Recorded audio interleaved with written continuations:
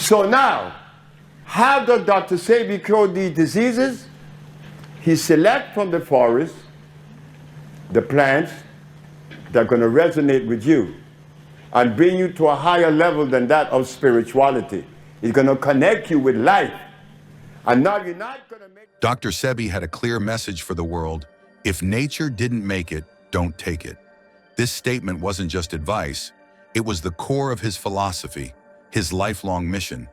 He believed that everything we put into our bodies should complement us, nourish us, and support our nervous systems. If it doesn't come from nature, it could only harm us in the long run. The disease, we talk of AIDS. AIDS is not the disease. The herbs have helped me to understand, to be somewhat patient. You see, the herb shows me that when people goes to sleep, some wakes up a little bit earlier than the others. That's natural. But beneath his powerful health messages, there was a darker story. Dr. Sebi's death left confusion and controversy that no one expected. On August 6, 2016, the world lost a man who had dedicated his life to healing through natural means. The official cause was pneumonia, but many who knew him, including those who spoke to him days before his passing, found it hard to believe. Dr. Sebi had been fasting and feeling low, yes, but pneumonia? That didn't quite add up. I became a diabetic and impotent. So I visited the physician, informed me about a Mexican that he felt could have complimented me. The man gave me a regimen of herbs and dietary program. 97 days later, I didn't have any of the diseases that I went to him with. So his autopsy report was never released, leaving more questions than answers. His body was discovered in a cold, damp cell. They come at the same time every year. What happened? Is there a computer in each of those plants that's going to connect them with the time in which they're supposed to bloom? No. That is a cosmic arrangement, like that plant. Now here's where it gets really puzzling. Why was Dr. Sebi, a man who had healed so many people, behind bars in the first place? His arrest on May 28, 2016, at Juan Manuel Galvez International Airport in Honduras seemed to kickstart a tragic chain of events. The authorities charged him with tax evasion and money laundering, claiming he had $37,000 in cash while trying to leave the country. Was this really about money, or was there more going on behind the scenes? Was Dr. Sebi, who had exposed the harmful effects of modern medicine and pushed for natural cures, a target because of his groundbreaking discoveries? After all, he had gained international attention for his health work, and even celebrities had flocked to him for treatment. Did his holistic approach threaten powerful industries? Dr. Sebi faced accusations that deeply troubled him in his final days. When authorities found him carrying a large sum of money, the accusations began to fly. But Dr. Sebi immediately denied any wrongdoing. The money was meant for his humanitarian work in Africa, where he was building clinics and health centers to serve those in need. This wasn't about personal gain. It was about paying salaries, maintaining his healing center in Honduras, and helping communities where access to healthcare was scarce. Yet somehow, paperwork didn't get filed. As Dr. Sebi worked tirelessly to improve health and wellness in underprivileged areas, his efforts didn't go unnoticed. Even the African government recognized his work. But despite his contributions, he was arrested and thrown into a prison facility in Tegucigalpa.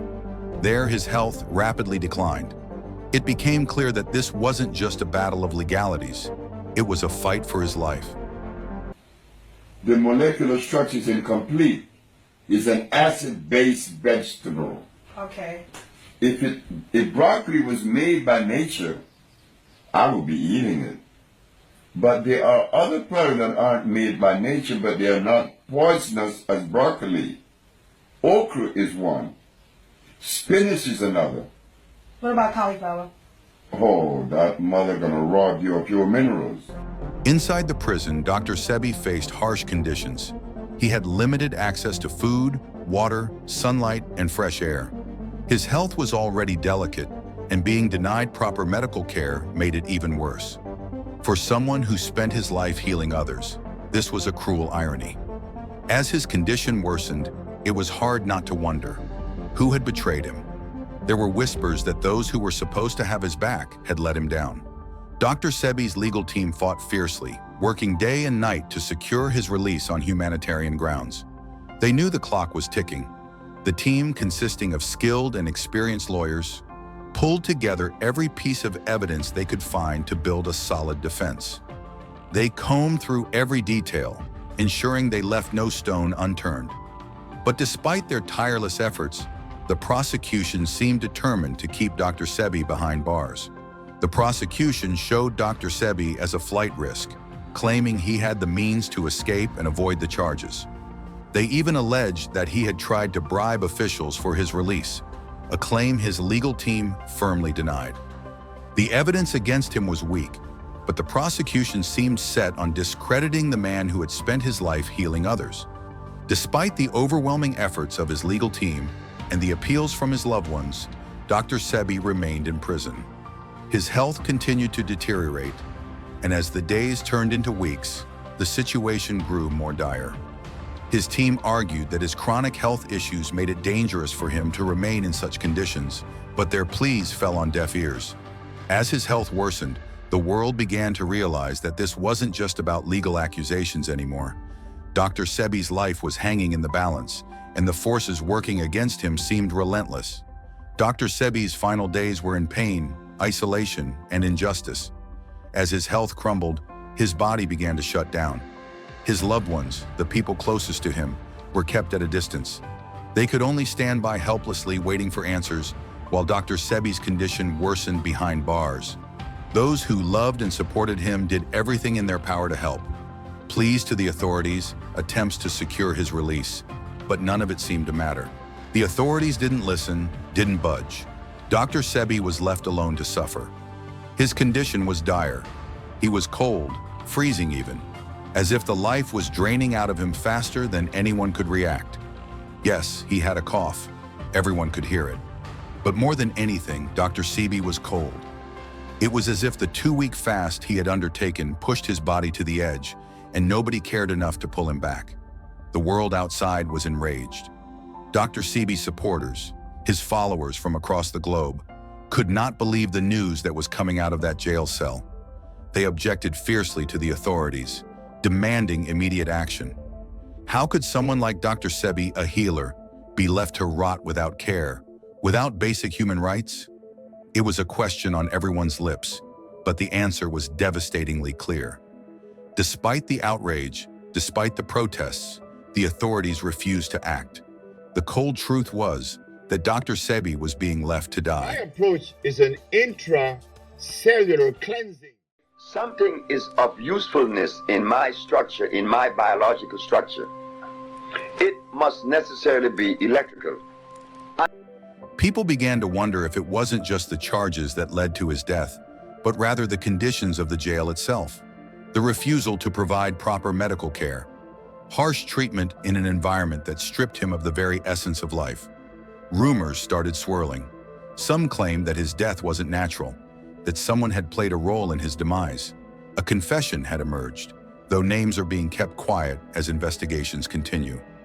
Someone knew more about how Dr. Sebi met his tragic end. His death shook the world. Dr. Sebi's followers were left with more questions than answers. The conditions of his arrest, the refusal to provide even basic medical care, were seen as a gross violation of his rights, a violation that his supporters couldn't and wouldn't ignore. For years, the medical establishment had been at odds with him, calling his natural remedies unscientific, dangerous, and fraudulent. But to his followers, Dr. Sebi was nothing short of a revolutionary. And yet, his journey ended in a cold jail cell, silenced by the very system he sought to defy. Dr. Sebi was a man who never backed down. Just before his death, he revealed a terrifying truth that shook the foundations of modern medicine. He wasn't afraid to speak out, no matter how much heat he took. In 2015, the FDA came down hard on him, accusing him of promoting dangerous products they claimed were harmful. They seized a large number of his natural remedies, saying these products put lives at risk. Dr. Sebi fought back, filing a claim against the FDA, declaring that they were trying to silence him for spreading the truth about natural healing. He believed this was no less than harassment, a blatant attack on his right to free speech. But the story doesn't end there. As there are food for a gorilla, it's not the same for the polar bear. The eagle is a bird, but the quetzal is a bird. They don't eat the same food. One eats meat, one doesn't. To select the food that correspond with us, because we need that. Because you're smart. It's just that we didn't have the message. Dr. Sebi was adamant about one thing. Disease isn't caused by germs, viruses, or bacteria, like mainstream medical science preaches. He said it's the food we eat that makes us sick. If what you eat doesn't align with your body's natural makeup, that's where the real problem starts. This bold stance didn't just attract criticism, it led to legal battles. His clash with the FDA was just the tip of the iceberg, as his research facility in Honduras became a target of government scrutiny. They accused him of running an unlicensed facility, branding his herbal cures as fake medicine. And the possibility of having cures for sickle cell, blindness, AIDS, lupus, diabetes, herpes, all of these different ailments that plague our society. That every disease is curable. What it is that the body over proliferates mucus, and that mucus is, it appears because of the fact we're eating the wrong things. You cannot eat, like, for instance, dead things and expect your body to respond in a positive way. Back in 1985, Dr. Sebi was arrested for claiming that he could cure diseases like AIDS, lupus, and cancer. They called it false advertising and malpractice. How could someone without a traditional medical degree make such claims? But Dr. Sebi stood his ground. During his trial in New York, he boldly challenged the state to bring him patients.